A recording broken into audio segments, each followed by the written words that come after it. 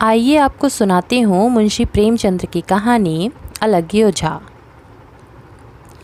भोला महतो ने पहली स्त्री के मर जाने के बाद दूसरी सगाई की तो उसके लड़के रघु के लिए बुरे दिन आ गए। रघु की उम्र उस समय केवल 10 वर्ष की थी। चैन से गांव में गुल्ली डंडा खेला फिरता। माँ के आते ही चक्की में जुतना पड़ा। पन्ना रूपवती स्त्री थी और रूप और गर्व में चोली दामन का नाता है। वह अपने हाथों से कोई काम न करती। गोबर रघु निकालता, बैलों को सानी रघु देता, रघु ही झूठे बर्तन मांजता। भोला की आंखें कुछ ऐसी फिरी कि उसे अब रघु में सब बुराइयां ही बुराइयां नजर आती। पन्ना की बातों को वह प्राचीन मर्यादा अनुसार आंखें बंद करके मान लेता था। रघु की शिकायतों की ज़रा परवाह न करता। नतीजा यह हुआ कि रघु ने शिकायतें करना ही छोड़ दिया। किसके सामने रोए? बाप ही नहीं, सारा गांव उसका दुश्मन था। बड़ा जिद्दी लड़का है। पन्ना को तो कुछ समझता ही नहीं। बेचारी उसका दुलार करती है, खिलाती पिलाती है। यही उसका फल है। दूसरी औरत होती तो निबाह ना होता। वह तो कहो पन्ना इतनी सीधी सादी है कि निबाह होता जाता है। सबल की शिकायतें सब सुनते हैं, निर्बल की फरियाद भी कोई नहीं सुनता। रघु का हृदय माँ की ओर से दिन ब दिन फटता जाता था। यहाँ तक कि 8 साल गुजर गए और एक दिन भोला के नाम भी मृत्यु का संदेश आ पहुँचा। पन्ना के 4 बच्चे थे, 3 बेटे और 1 बेटी। इतना बड़ा खर्च और कमाने वाला कोई नहीं। रघु अब क्यों बात पूछने लगा? यह मानी हुई बात थी। अपनी स्त्री लाएगा और अलग रहेगा। स्त्री आकर और भी आग लगाएगी। पन्ना को चारों ओर अंधेरा ही अंधेरा दिखाई देता था। पर कुछ भी हो, वह रघु की आश्रयत बनकर घर में न रहेगी। जिस घर में उसने राज किया उसमें अब लौंडी न बनेगी। जिस लौंडे को अपना गुलाम समझा उसका मुंह न ताकेगी। वह सुंदर थी। अवस्था अभी कुछ ऐसी ज़्यादा न थी। जवानी अपनी पूरी बहार पर थी।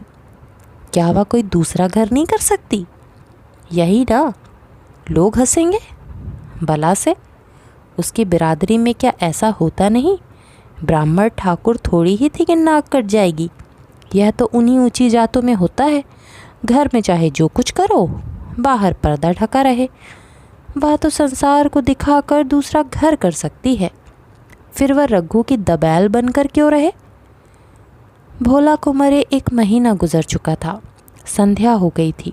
पन्ना इसी चिंता में पड़ी हुई थी कि सहसा उसे ख्याल आया, लड़के घर में नहीं हैं। यह बैलों के लौटने की बेला है। कहीं कोई लड़का उनके नीचे ना आ जाए। अब द्वार पर कौन है जो उनकी देखभाल करेगा? रघु को मेरे लड़के फूटी आँखों नहीं भाते। कभी हंसकर नहीं बोलता। घर से बाहर निकली तो देखा रघु सामने झोपड़े में बैठा ऊँख की गंडेरिया बना रहा है। लड़के उसे घेरे खड़े हैं और छोटी लड़की उसकी गर्दन में हाथ डाले उसकी पीठ पर सवार होने की चेष्टा कर रही है। पन्ना को अपनी आंखों पर विश्वास न आया। आज तो यह नई बात है।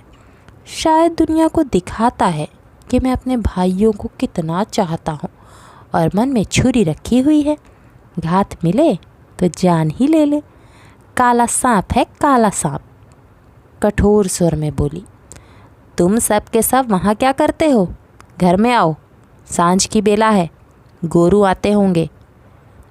रघु ने विनीत नेत्रों से देखकर कहा, मैं तो हूँ ही काकी, डर किस बात का है? बड़ा लड़का केदार बोला, काकी, रघु दादा ने हमारे लिए 2 गाड़ियाँ बना दी हैं। यह देख, एक पर हम और खुन्नू बैठेंगे, दूसरी पर लक्ष्मण और झुनिया। दादा दोनों गाड़ियाँ खींचेंगे। यह कहकर वह एक कोने से 2 छोटी छोटी गाड़ियाँ निकाल लाया। 4 पहिए लगे थे। बैठने के लिए तख्ते और रोक के लिए दोनों तरफ बाजू थे। पन्ना ने आश्चर्य से पूछा, ये गाड़ियाँ किसने बनाई? केदार ने चिढ़कर कहा, रघु दादा ने बनाई हैं, और किसने? भगत के घर से बसूला और रुखानी मांग लाए और चटपट बना दी। खूब दौड़ती है काकी। बैठ खुन्नू, मैं खींचूं। खुन्नू गाड़ी में बैठ गया। केदार खींचने लगा। चर चर शोर हुआ, मानो गाड़ी भी इस खेल में लड़कों के साथ शरीक है। लक्ष्मण ने दूसरी गाड़ी में बैठकर कहा, दादा खींचो। रघु ने झुनिया को भी गाड़ी में बिठा दिया और गाड़ी खींचता हुआ दौड़ा। तीनों लड़के तालियां बजाने लगे। पन्ना चकित नेत्रों से यह दृश्य देख रही थी और सोच रही थी, यह वही रघु है या कोई और। थोड़ी देर बाद दोनों गाड़ियां लौटी। लड़के घर में जाकर इस यान यात्रा के अनुभव बयान करने लगे। कितने खुश थे सब, मानो हवाई जहाज पर बैठाए हों। खुन्नू ने कहा, काकी सब पेड़ दौड़ रहे थे। लक्ष्मण और बछिया कैसे भागी, सबकी सब दौड़ी। केदार, काकी रघु दादा दोनों गाड़ियां एक साथ खींच ले जाते हैं।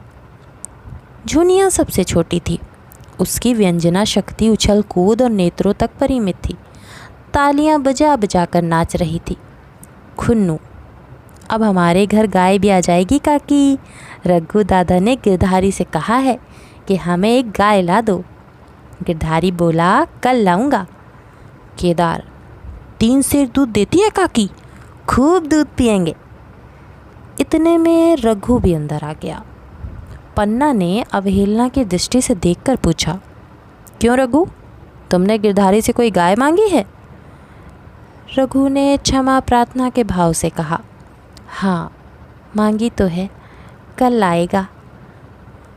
पन्ना, रुपए किसके घर से आएंगे, यह भी सोचा है रघु?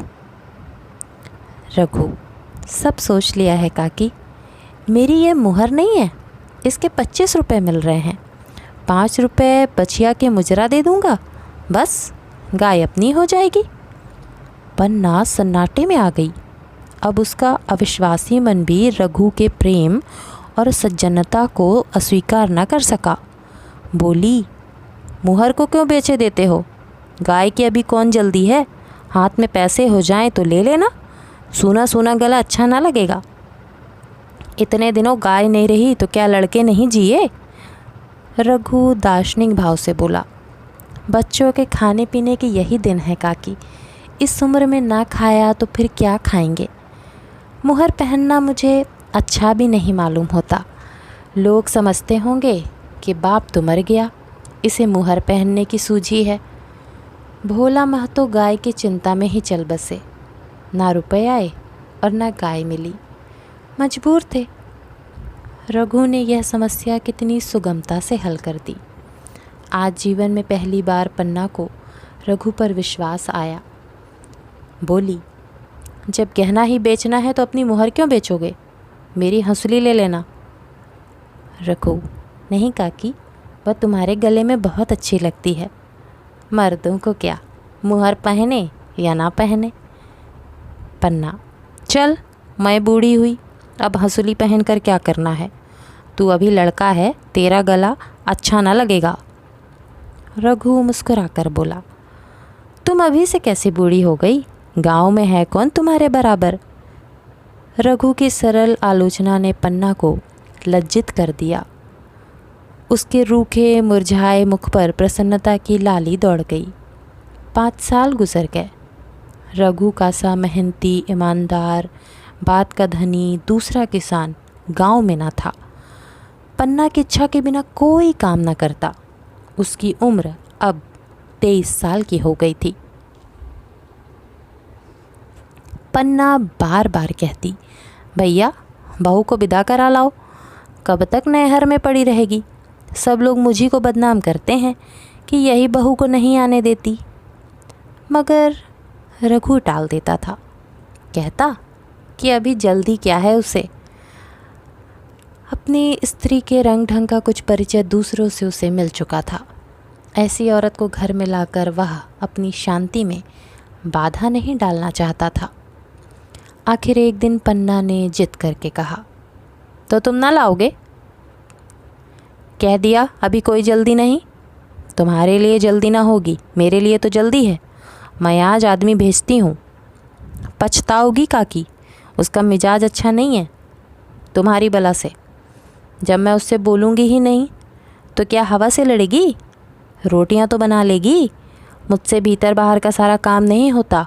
मैं आज बुला लेती हूँ। बुलाना चाहती हो तो बुला लो, मगर फिर यह ना कहना कि यह मेहरिया को ठीक नहीं करता, उसका गुलाम हो गया। ना कहूँगी। जाकर 2 साड़ियाँ और मिठाई ले आ। तीसरे दिन मुलिया मायके से आ गई। दरवाजे पर नगाड़े बजे। शहनाइयों की मधुर ध्वनि आकाश में गूंजने लगी। मुँह दिखावे की रस्म अदा हुई। वह इस मरुभूमि में निर्मल जलधारा थी। गेहुआ रंग था। बड़ी बड़ी नुकीली पलकें, कपोलों पर हल्की सुर्खी, आँखों में प्रबल आकर्षण। रघु उसे देखते ही मंत्रमुग्ध हो गया। प्रातःकाल पानी का घड़ा लेकर चलती, तब उसका गेहुआ रंग प्रभात की सुनहरी किरणों से कुंदन हो जाता, मानो उषा अपनी सारी सुगंध, सारा विकास और उन्माद लिए मुस्कुराती चली जाती हो। मुलिया मैके से ही जली भुनी आई थी। मेरा शौहर छाती फाड़ कर काम करे और पन्ना रानी बनी बैठी रहे, उसके लड़के रईस ज़्यादा बने घूमे। मुलिया से यह बर्दाश्त ना होगा। वह किसी की गुलामी ना करेगी। अपने लड़के तो अपने होते ही नहीं, भाई किसके होते हैं जब तक पर नहीं निकलते हैं। रघु को घेरे हुए हैं। ज्यों ही जरा सयाने हुए पर झाड़ कर निकल जाएंगे, बात भी ना पूछेंगे। एक दिन उसने रघु से कहा, तुम्हें इस तरह गुलामी करनी हो तो करो, मुझसे ना होगी। रघु, तो फिर क्या करूं? तू ही बता। लड़के तो अभी घर का काम करने लायक भी नहीं हैं। मुलिया, लड़के रावत के हैं, कुछ तुम्हारे नहीं हैं। यही पन्ना है जो तुम्हें दाने दाने को तरसाती थी। सब सुन चुकी हूँ। मैं लौंडी बनकर ना रहूँगी। रुपए पैसे का मुझे हिसाब नहीं मिलता। ना जाने तुम क्या लाते हो और वह क्या करती है। तुम समझते हो रुपए घर में ही तो हैं, मगर देख लेना तुम्हें जो एक फूटी कौड़ी भी मिले। रघु, रुपए पैसे तेरे हाथ में देने लगूं तो दुनिया क्या कहेगी, यह तो सोच। मुलिया, दुनिया जो चाहे कहे, दुनिया के हाथों बिकी नहीं हूँ। देख लेना भाड़ लीप कर हाथ काला ही रहेगा। फिर तुम अपने भाइयों के लिए मरो, मैं क्यों मरूं? रघु ने कुछ जवाब न दिया। उसे जिस बात का भय था वह इतनी जल्द सिरा पड़ी। अब अगर उसने बहुत तत्थो थम्बो किया तो 6 महीने और काम चलेगा। बस आगे यह डोंगा चलता नज़र नहीं आता। बकरे की माँ कब तक खैर मनाएगी। एक दिन पन्ना ने महुए का सुखावन डाला। बरसात शुरू हो गई थी। बखार में अनाज गीला हो गया रहा था। मुलिया से बोली, बहू जरा देखती रहना, मैं तालाब से नहाऊं। मुलिया ने लापरवाही से कहा, मुझे नींद आ रही है, तुम बैठ कर देखो। एक दिन ना नहाओगी तो क्या होगा। पन्ना ने साड़ी उतार कर रख दी, नहाने ना गई। मुलिया का वार खाली गया। कई दिन के बाद एक शाम को पन्ना धान रोप कर लौटी। अंधेरा हो गया था। दिन भर की भूख थी। आशा थी बहू ने रोटी बनाकर रखी होगी, मगर देखा तो यहाँ चूल्हा ठंडा पड़ा हुआ था और बच्चे मारे भूख के तड़प रहे थे। पन्ना ने आहिस्ते से पूछा, आज अभी चूल्हा नहीं जला के? केदार ने कहा, आज दोपहर को भी चूल्हा नहीं जला काकी, भाभी ने कुछ बनाया ही नहीं। पन्ना, तो तुम लोगों ने खाया क्या? केदार, कुछ नहीं, रात की रोटियां थीं, खुन्नू और लक्ष्मण ने खाई, मैंने सत्तू खा लिया।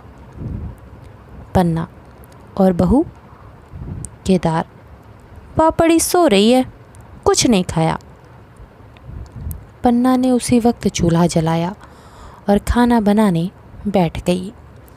आटा गूंथती थी और रोती थी, क्या नसीब है। दिन भर खेत में जली, घर आई तो चूल्हे के सामने जलना पड़ा। केदार का 14वां साल था। भाभी के रंग ढंग देखकर सारी स्थिति समझ रहा था। बोला, काकी भाभी अब तुम्हारे साथ रहना नहीं चाहती। पन्ना ने चौंक कर पूछा, क्या? कुछ कहती थी? केदार, कहती कुछ नहीं थी, मगर है उसके मन में यही बात। फिर तुम क्यों नहीं उसे छोड़ देती? जैसे चाहे रहे, हमारा भी भगवान है। पन्ना ने दांतों से जीभ दबा कर कहा। चुप! मेरे सामने ऐसी बात भूल कर भी ना कहना। रघु तुम्हारा भाई नहीं, तुम्हारा बाप है। मुलिया से कभी बोलोगे तो समझ लेना, जहर खा लूँगी। दशहरे का त्योहार आया। इस गांव से कोस भर एक पूर्वे में मेला लगता था। गांव के सब लड़के मेला देखने चले। पन्ना भी लड़कों के साथ चलने को तैयार हुई, मगर पैसे कहाँ से आए? कुंजी तो मुलिया के पास थी। रघु ने आकर मुलिया से कहा, लड़के मेले जा रहे हैं, सबों को 2-2 पैसे दे दे। मुलिया ने त्योरियां चढ़ाकर कहा, पैसे घर में नहीं हैं। रघु, अभी तो तिलहन बिका था, क्या इतनी जल्दी रुपए उठ गए? मुलिया, हाँ उठ गए। रघु, कहाँ उठ गए? जरा सुनूं। आज त्योहार के दिन लड़के मेला देखने ना जाएंगे? मुलिया, अपनी काकी से कहो पैसे निकाले, गाड़ कर क्या करेगी? खूंटी पर कुंजी लटक रही थी। रघु ने कुंजी उतारी और चाहा कि संदूक खोले कि मुलिया ने उसका हाथ पकड़ लिया और बोली, कुंजी मुझे दे दो, नहीं तो ठीक ना होगा। खाने पहनने को भी चाहिए, कागज़ किताब को भी चाहिए, उस पर मेला देखने को भी चाहिए। हमारी कमाई इसलिए नहीं है कि दूसरे खाएं और मूँछों पर ताव दें। पन्ना ने रघु से कहा, भैया पैसे क्या होंगे? लड़के मेला देखने ना जाएंगे? रघु ने झिड़क कर कहा, मेला देखने क्यों ना जाएंगे? सारा गांव जा रहा है, हमारे ही लड़के ना जाएंगे? यह कहकर रघु ने अपना हाथ छुड़ा लिया और पैसे निकाल कर लड़कों को दे दिए। मगर कुंजी जब मुलिया को देने लगा तब उसने उसे आंगन में फेंक दिया और मुंह लपेट कर लेट गई। लड़के मेला देखने ना गए। इसके बाद 2 दिन गुजर गए। मुलिया ने कुछ नहीं खाया और पन्ना भी भूखी रही। रघु कभी इसे मनाता, कभी उसे, पर ना यह उठती ना वह। आखिर रघु ने हैरान होकर मुलिया से पूछा, कुछ मुंह से तो कह, चाहती क्या है? मुलिया ने धरती को संबोधित करके कहा, मैं कुछ नहीं चाहती, मुझे मेरे घर पहुंचा दो। रघु, अच्छा उठ, बना खा, पहुंचा दूंगा। मुलिया ने रघु की ओर आंखें उठाई। रघु उसकी सूरत देखकर डर गया। वह माधुर्य, वह मोहकता, वह लावण्य गायब हो गया था। दांत निकल आए थे, आंखें फट गई थीं और नथुने फड़क रहे थे। अंगारी किसी लाल आंखों से देखकर बोली, अच्छा तो काकी ने यह सलाह दी है, यह मंत्र पढ़ाया है, तो यहाँ ऐसी कच्ची नहीं हूँ। तुम दोनों की छाती पर मूंग दलूंगी। हो किस फेर में? रघु, अच्छा तुम मूंग ही दल लेना, कुछ खा पी लेगी तभी तो मूंग दल सकेगी। मुलिया, अब तो तभी मुंह में पानी डालूंगी जब घर अलग हो जाएगा। बहुत झेल चुकी, अब नहीं झेला जाता। रघु सन्नाटे में आ गया।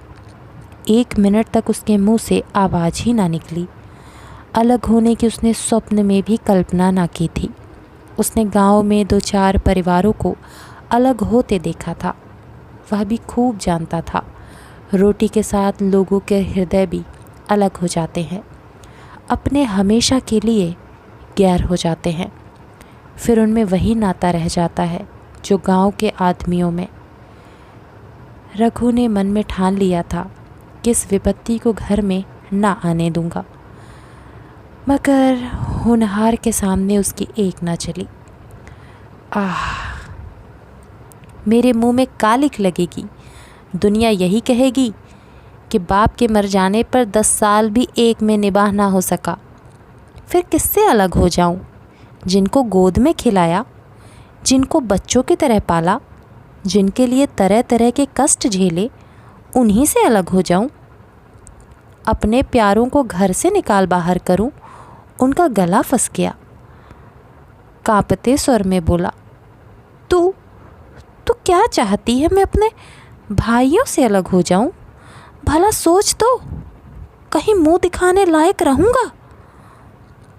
मुलिया, तो मेरा इन लोगों के साथ निबाह ना होगा। रघु, तो तू अलग हो जा, मुझे अपने साथ क्यों घसीटती है? मुलिया, तो मुझे क्या तुम्हारे घर में मिठाई मिलती है? मेरे लिए क्या संसार में जगह नहीं है? रघु, तेरी जैसी मर्जी, जहाँ चाहे रह, मैं अपने घर वालों से अलग नहीं हो सकता।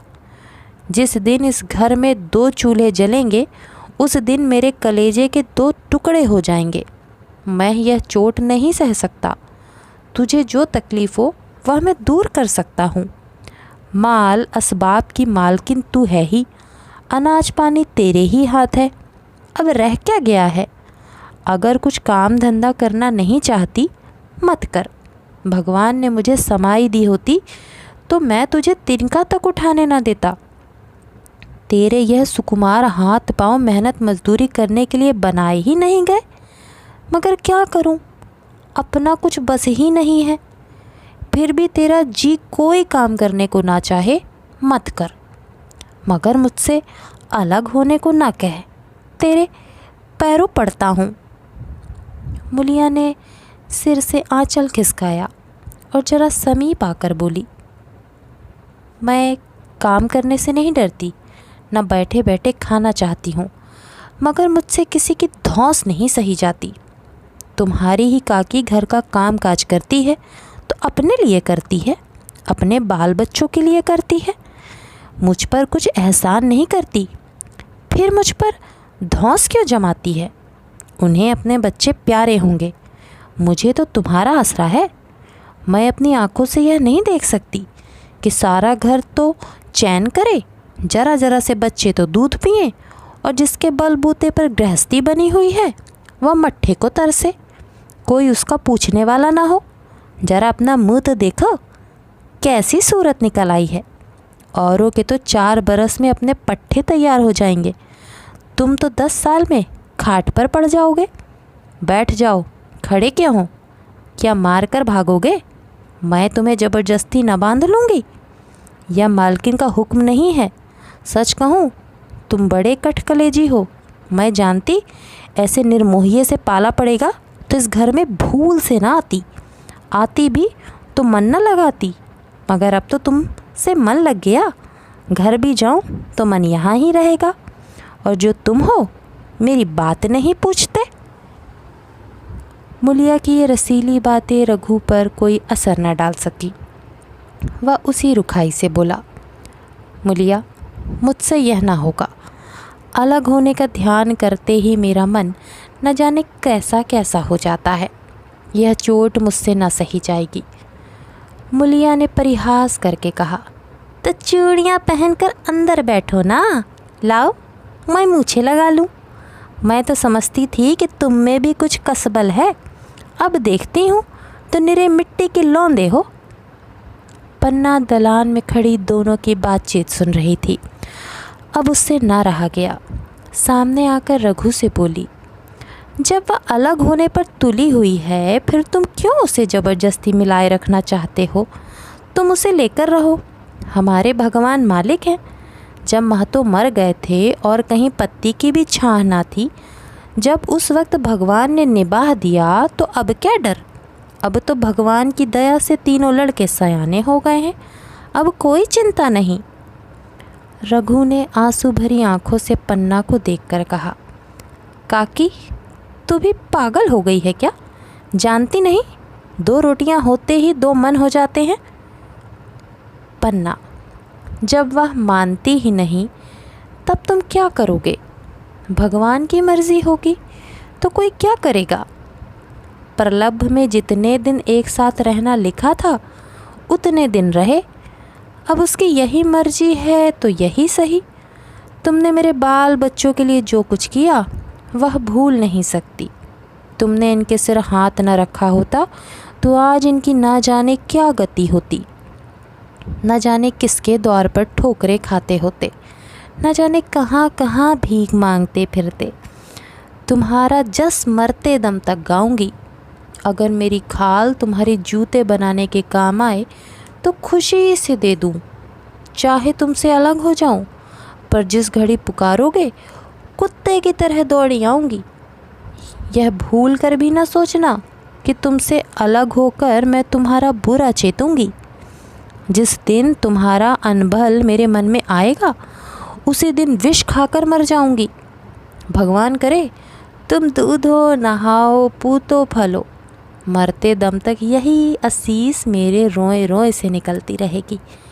और अगर लड़के भी अपने बाप के हैं तो मरते दम तक तुम्हारा पोस मानेंगे। यह कहकर पन्ना रोती हुई वहाँ से चली गई। रघु वहीं मूर्ति की तरह बैठा रहा। आसमान की ओर टकटकी लगी थी और आंखों से आंसू बह रहे थे। पन्ना की बातें सुनकर मुलिया समझ गई कि अपने पौ 12 है। चटपट उठी, घर में झाड़ू लगाई, चूल्हा जलाया और कुएं से पानी लाने चली। उसकी टेक पूरी हो गई थी। गांव में स्त्रियों के 2 दल होते हैं, एक बहुओं का, दूसरा सासों का। बहुएं सलाह और सहानुभूति के लिए अपने दल में जाती हैं, सासें अपने में। दोनों की पंचायत अलग होती है। मुलिया को कुएं पर 2-3 बहुएं मिल गईं। एक से पूछा, आज तो तुम्हारी बुढ़िया बहुत रोध हो रही थी। मुलिया ने विजय के गर्व से कहा, इतने दिनों से घर की मालकिन बनी हुई है, राजपाट छोड़ते किसे अच्छा लगता है। बहन, मैं उनका बुरा नहीं चाहती, लेकिन एक आदमी की कमाई में कहाँ तक बरकत होगी। मेरे भी तो यही खाने पीने पहनने ओढ़ने के दिन हैं। अभी उनके पीछे मरो, फिर बाल बच्चे हो जाएं, उनके पीछे मरो, सारी जिंदगी रोते ही कट जाए। एक बहू बुढ़िया यही चाहती है, यह सब जन्म भर लौंडी बनी रहे, मोटा झोटा खाएं और पड़ी रहे। दूसरी बहू, किस भरोसे पर कोई मरे। अपने लड़के तो बात नहीं पूछे, पराए लड़कों का क्या भरोसा, कल इनके हाथ पैर हो जाएंगे, फिर कौन पूछता है। अपनी अपनी मेहरिया का मुंह देखेंगे। पहले ही से फटकार देना अच्छा है, फिर तो कोई कलंक ना होगा। मुलिया पानी लेकर गई, खाना बनाया और रघु से बोली, जाओ नहा आओ, रोटी तैयार है। रघु ने माँ ने सुना ही नहीं, सिर पर हाथ रखकर द्वार की तरफ ताकता रहा। मुलिया, क्या कहती हूँ, कुछ सुनाई देता है? रोटी तैयार है, जाओ नहा आओ। रघु, सुन तो रहा हूँ, क्या बहरा हूँ? रोटी तैयार है तो जाकर खा ले, मुझे भूख नहीं है। मुलिया ने फिर नहीं कहा, जाकर चूल्हा बुझा दिया, रोटियां उठाकर छीके पर रख दी और मुंह ढाँक कर लेट रही। जरा देर में पन्ना आकर बोली, खाना तैयार है, नहा धोकर खा लो, बहू भी भूखी होगी। रघु ने झुंझला कर कहा, काकी तू घर में रहने देगी कि मुंह में कालिख लगाकर कहीं निकल जाऊं? खाना तो खाना ही नहीं, आज ना खाऊंगा कल खाऊंगा, लेकिन अभी मुझसे ना खाया जाएगा। केदार क्या अभी मदरसे से नहीं आया? पन्ना, अभी तो नहीं आया, आता ही होगा। पन्ना समझ गई कि जब तक वह खाना बनाकर लड़कों को ना खिलाएगी और खुद ना खाएगी, रघु ना खाएगा। इतना ही नहीं, उसे रघु से लड़ाई करनी पड़ेगी, उसे जली कटी सुनानी पड़ेगी, उसे यह दिखाना पड़ेगा कि मैं ही उससे अलग होना चाहती हूँ, नहीं तो वह इसी चिंता में घुल घुल कर प्राण दे देगा। यह सोचकर उसने अलग चूल्हा जलाया और खाना बनाने लगी। इतने में केदार और खुन्नू मदरसे से आ गए। पन्ना ने कहा, आओ बेटा खा लो, रोटी तैयार है। केदार ने पूछा, भैया को भी बुला लूँ ना? पन्ना, तुम आकर खा लो, उसकी रोटी बहू ने अलग से बनाई है। खुन्नू, जाकर भैया से पूछना आऊँ। पन्ना, जब उनका जी चाहेगा खाएंगे, तू बैठ कर खा, तुझे इन बातों से क्या मतलब। जिसका जी चाहेगा खाएगा, जिसका जी ना चाहेगा ना खाएगा। जब वह और उसकी बीवी अलग रहने पर तुले हैं तो कौन मनाए। केदार, तो क्यों अम्मा जी, क्या हम अलग घर में रहेंगे। पन्ना, उनका जी चाहे एक घर में रहें, जी चाहे आंगन में दीवार डाल लें। खुन्नू ने दरवाजे पर आकर झांका। सामने फूस की झोपड़ी थी, वहीं खाट पर पड़ा रघु नारियल पी रहा था। खुन्नू, भैया तो अभी नारियल लिए बैठे हैं। पन्ना, जब जी चाहेगा खाएंगे। केदार, भैया ने भाभी को डांटा नहीं। मुलिया अपनी कोठरी में पड़ी सुन रही थी, बाहर आकर बोली, भैया ने तो नहीं डांटा, अब तुम आकर डांटो। केदार के चेहरे का रंग उड़ गया, फिर ज़बान न खोली। तीनों लड़कों ने खाना खाया और बाहर निकले। लू चलने लगी थी। आम के बाग में गांव के लड़के लड़कियां हवा से गिरे हुए आम चुन रहे थे। केदार ने कहा, आज हम भी आम चुनने चले, खूब आम गिर रहे हैं। खुन्नू, दादा जो बैठे हैं। लक्ष्मण, मैं ना जाऊंगा, दादा घुड़केंगे। केदार, वह तो अब अलग हो गए। लक्ष्मण, तो अब हमको कोई मारेगा, तब भी दादा ना बोलेंगे। केदार, वाह, तब क्यों ना बोलेंगे। रघु ने तीनों लड़कों को दरवाजे पर खड़े देखा, पर कुछ बोला नहीं।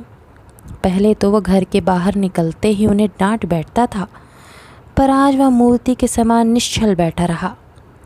अब लड़कों को कुछ साहस हुआ, कुछ दूर और आगे बढ़े। रघु अब भी न बोला। कैसे बोले, वह सोच रहा था। काके ने लड़कों को खिला पिला दिया, मुझसे पूछा तक नहीं। क्या उसकी आंखों पर भी पर्दा पड़ गया है। अगर मैंने लड़कों को पुकारा और वह न आए तो मैं उनको मार पीट तो न सकूँगा।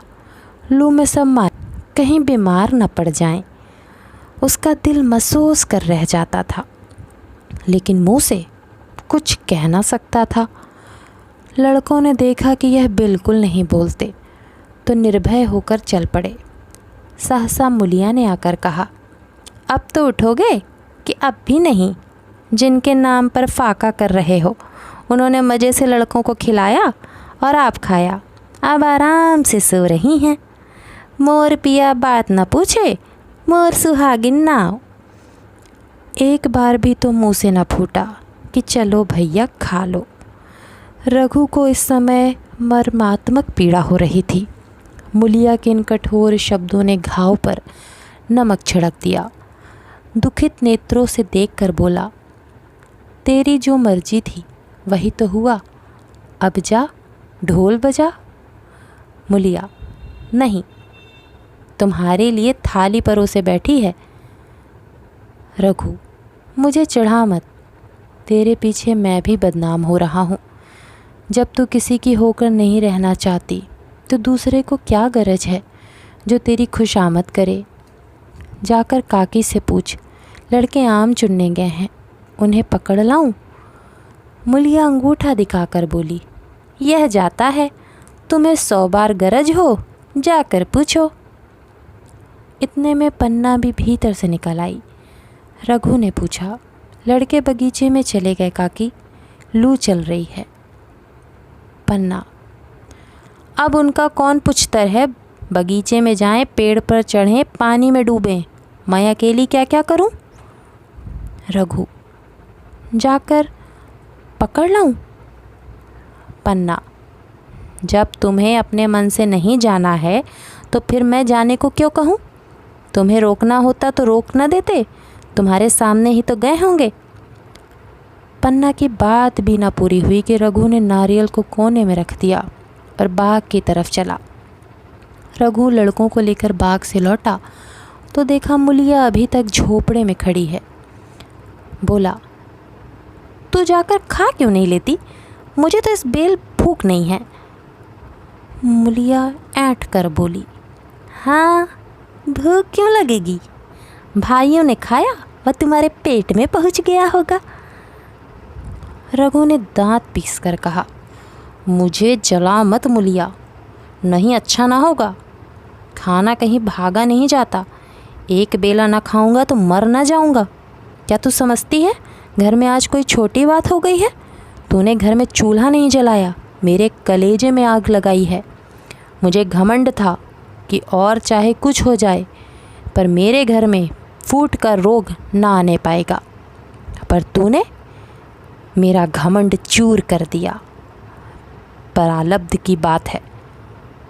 मुलिया तिनक कर बोली, सारा मोह छोह तुम्ही को है और किसी को है? मैं तो किसी को तुम्हारी तरह बिसुरते नहीं देखती। रघु ने ठंडी सांस खींचकर कहा, मुलिया घाव पर नून न छिड़क, तेरे ही कारण मेरी पीठ में धूल लग रही है। मुझे इस गृहस्थी का मोह ना होगा तो किसे होगा? मैंने ही तो इसे मर जोड़ा। जिनको गोद में खिलाया वही अब मेरे पट्टीदार होंगे। जिन बच्चों को मैं डांटता था उन्हें आज कड़ी आंखों से भी नहीं देख सकता। मैं उनके भले के लिए भी कोई बात करूं तो दुनिया यही कहेगी, ये अपने भाइयों को लूटे लेता है। जा, मुझे छोड़ दे, अभी मुझसे कुछ ना खाया जाएगा। मुलिया, मैं कसम रखा दूंगी, नहीं चुपके से चलो चलो।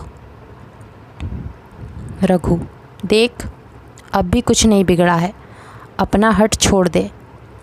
मुलिया, हमारा ही लहू पिए जो खाने ना उठे। रघु ने कानों पर हाथ रखकर कहा, यह तूने क्या किया? क्या किया मुलिया? मैं तो उठ ही रहा था, चल खा लूँ। नहाने धोने कौन जाए, लेकिन इतना कह देता हूँ कि चाहे 4 की जगह 6 रोटियाँ खा लूँ, चाहे तू मुझे घी के मटके में ही डुबो दे, पर यह दाग मेरे दिल से ना मिटेगा। मुलिया, दाग साग सब मिट जाएगा, पहले सबको ऐसा ही लगता है। देखते नहीं हो उधर कैसी चैन की बंसी बज रही है? वह तो मना ही रही थी किसी तरह यह सब अलग हो जाएं। अब वह पहले की सी चांदी तो नहीं है जो कुछ घर में आए सब गायब। अब क्यों हमारे साथ रहने लगी? रघु ने आहत स्वर में कहा, इसी बात का तो मुझे गम है, काकी से मुझे ऐसी आशा न थी। रघु खाने बैठा तो कौर विष के घूंट सा लगता था। जान पड़ता था रोटियां भूसी की है, दाल पानी सी लगती, पानी कंड के नीचे ना उतरता था। दूध की तरफ देखा तक नहीं, 2-4 ग्रास खाकर उठाया जैसे किसी प्रियजन के श्राद्ध का भोजन हो। रात का भोजन भी उसने इसी तरह किया। भोजन क्या किया, कसम पूरी की। रात भर उसका चित्त उद्विग्न रहा। एक अज्ञात शंका उसके मन पर छाई हुई थी, जैसे भोला महतो दौर पर बैठा रो रहा हो। वह कई बार चौंक कर उठा। ऐसा जान पड़ा भोला उसकी ओर तिरस्कार की आंखों से देख रहा है। वह दोनों जून भोजन करता था, पर जैसे शत्रु के घर। भोला की शोकमग्न मूर्ति आंखों से ना उतरती थी। रात को उसे नींद न आती। वह गांव में निकलता तो इस तरह मुंह चुराए, सिर झुकाए, मानो गौ हत्या की हो। 5 साल गुजर गए। रघु अब 2 लड़कों का बाप था। आंगन में दीवार खिंच गई थी, खेतों में मेड़ें डाल दी गई थीं और बैल बछिए बांट लिए गए थे। केदार की उम्र अब 19 की हो गई थी। उसने पढ़ना छोड़ दिया था और खेती का काम करता था। खुन्नू गाय चराता था। केवल लक्ष्मण अब तक मदरसे जाता था। पन्ना और मुलिया दोनों एक दूसरे की सूरत से जलती थीं। मुलिया के दोनों लड़के बहुधा पन्ना ही के पास रहते। वही उन्हें उबटन मलती, वही काजल लगाती, वही गोद में लिए फिरती, मगर मुलिया के मुंह से अनुग्रह का एक शब्द भी ना निकलता। ना पन्ना ही इसकी इच्छुक थी। अब जो कुछ करती निर्व्याज भाव से करती थी। उसके 2 लड़के अब कमाऊ हो गए थे। लड़की खाना पका लेती थी, वह खुद ऊपर का कामकाज कर लेती।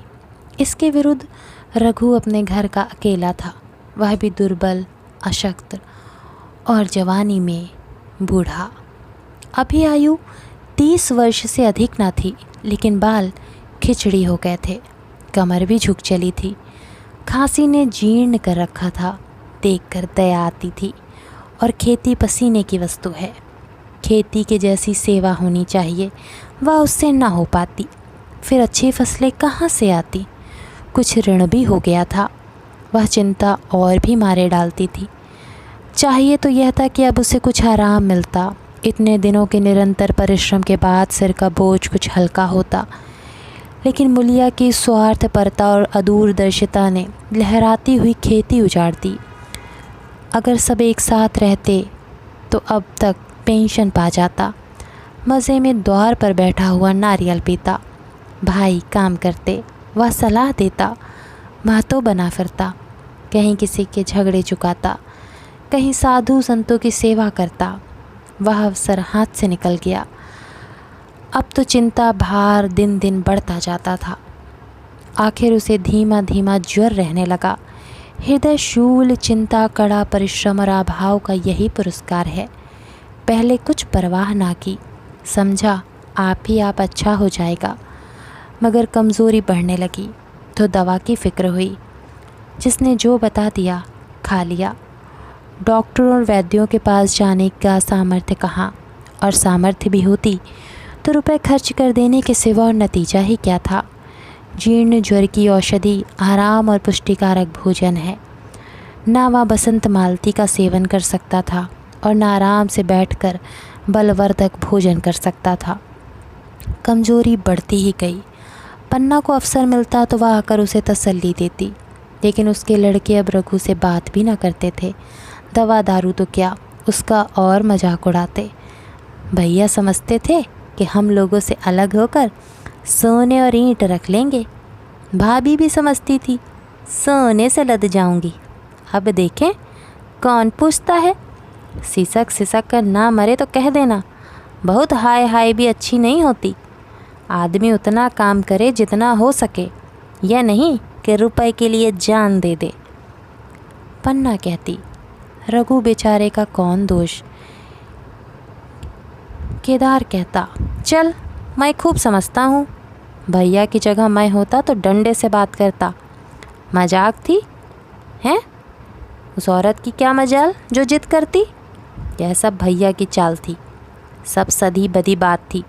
आखिर एक दिन रघु का टिमटिमाता हुआ जीवन दीपक बुझ गया। मौत ने सारी चिंताओं का अंत कर दिया। अंत समय उसने केदार को बुलाया था, पर केदार को ऊँख में पानी देना था। डरा कहीं दवा के लिए न भेज दें, बहाना बना दिया। मूलिया का जीवन अंधकारमय हो गया। जिस भूमि पर उसने मंसूबों की दीवार खड़ी की थी वह नीचे से खिसक गई थी। जिस खूंटे के बल पर वह उछल रही थी वह उखड़ गया था। गांव वालों ने कहना शुरू किया, ईश्वर ने कैसा तत्काल दंड दिया। बेचारी मारे लाज के अपने दोनों बच्चों के लिए रोया करती। गांव में किसी को मुंह दिखाने का साहस न होता। प्रत्येक प्राणी उससे यह कहता हुआ मालूम होता था, मारे घमंड के धरती पर पाँव न रखती थी। आखिर सजा मिल गई ही ना। अब इस घर में कैसे निर्वाह होगा? वह किसके सहारे रहेगी? किसके बल पर खेती होगी? बेचारा रघु बीमार था, दुर्बल था, पर जब तक जीता रहा अपना काम करता रहा। मारे कमजोरी के कभी कभी सिर पकड़कर बैठ जाता और जरा दम लेकर फिर हाथ चलाने लगता था। सारी खेती तहस नहस हो रही थी, उसे कौन संभालेगा? अनाज की डांठें खलिहान में पड़ी थीं, ऊख अलग सूख रही थी। वह अकेली क्या क्या करेगी? फिर सिंचाई अकेले आदमी का तो काम नहीं, 3-3 मज़दूरों को कहाँ से लाए? गांव में मज़दूर थे ही कितने, आदमियों के लिए खींचातानी हो रही थी। क्या करे क्या ना करे। इसी तरह 13 दिन बीत गए। क्रियाकर्म से छुट्टी मिली। दूसरे ही दिन सवेरे मुलिया ने दोनों बालकों को गोद में उठाया और अनाज माड़ने चली। खलिहान में पहुंचकर उसने एक को तो पेड़ के नीचे घास के नर्म बिस्तर पर सुला दिया और दूसरे को वहीं बैठाकर अनाज मारने लगी। बैलों को हाँकती थी और रोती थी। क्या इसीलिए भगवान ने उसको जन्म दिया था? देखते देखते क्या से क्या हो गया। पिछले साल भी अनाज मारा गया था।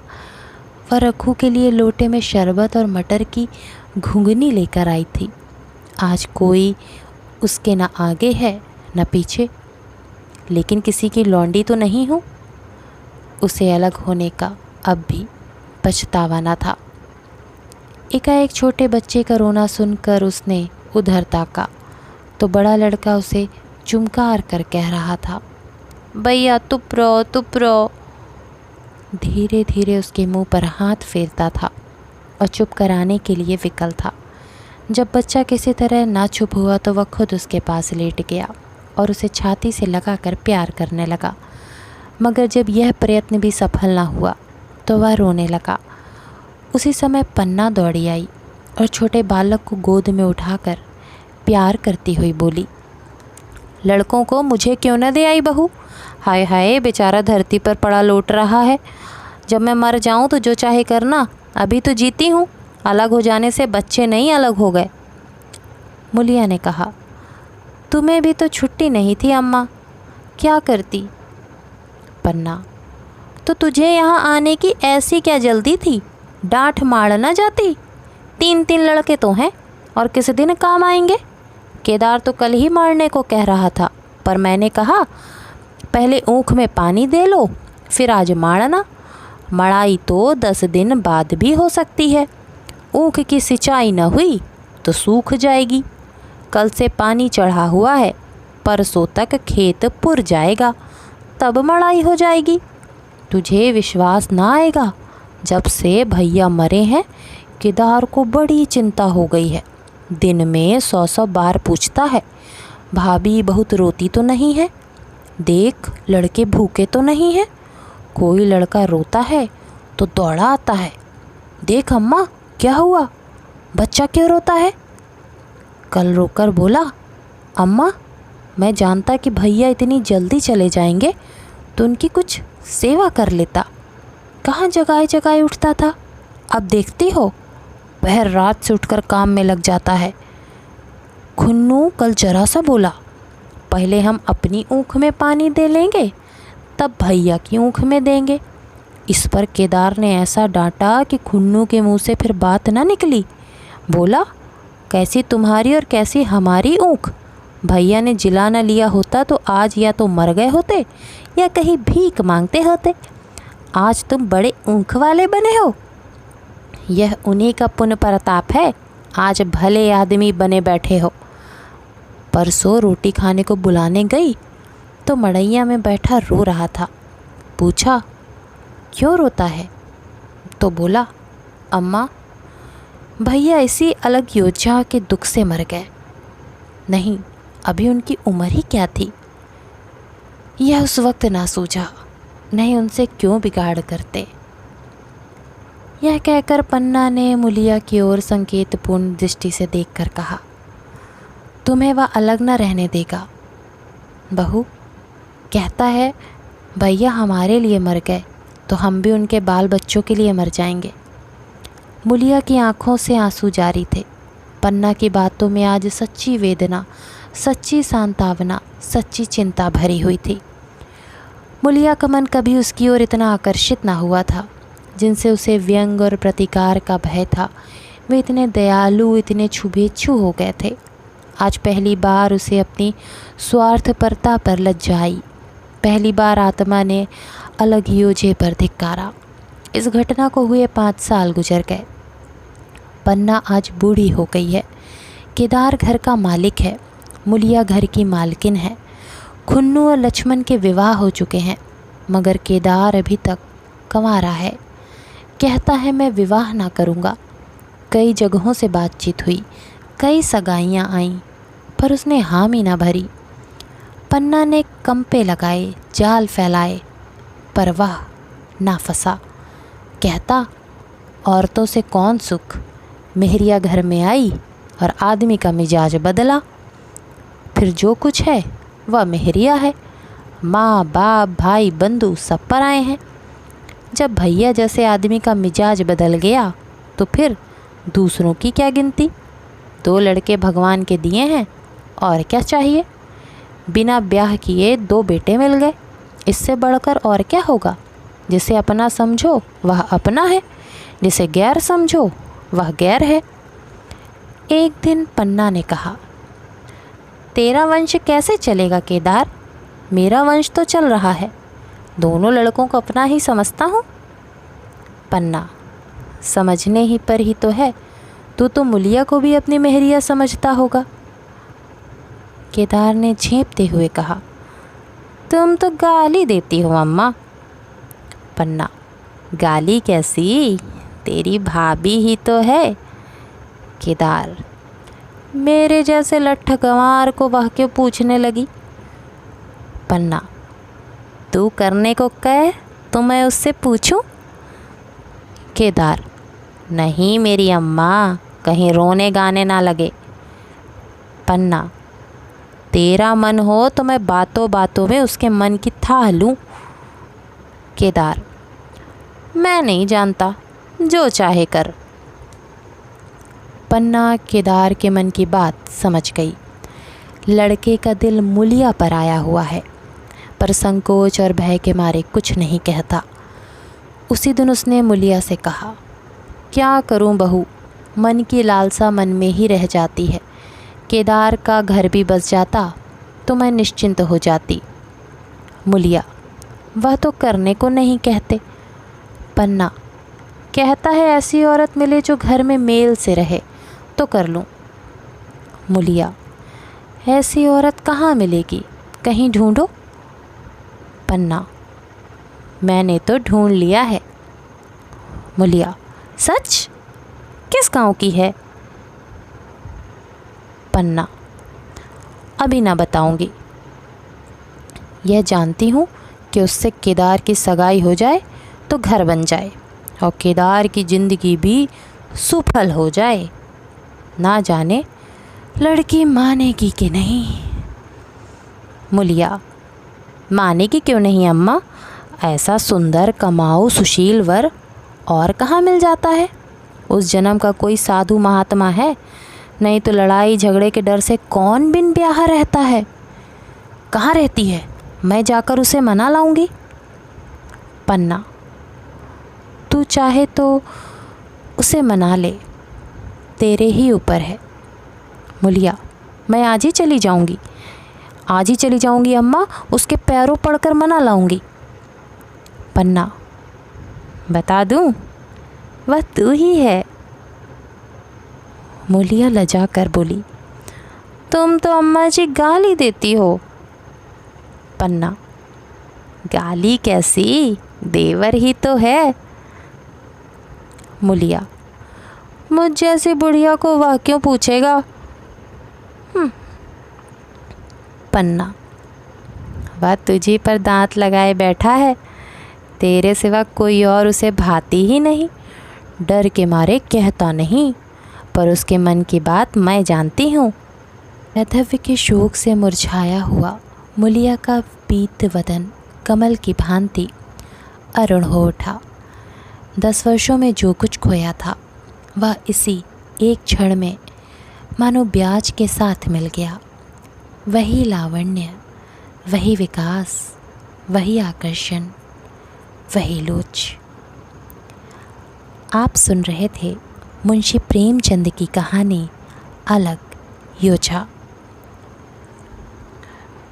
तो दोस्तों, मेरी आवाज़ में आपको ये कहानी कैसी लगी कमेंट्स करके बताइएगा ज़रूर। और हाँ, चैनल को सब्सक्राइब ज़रूर कीजिएगा। मिलते हैं एक नई कहानी के साथ।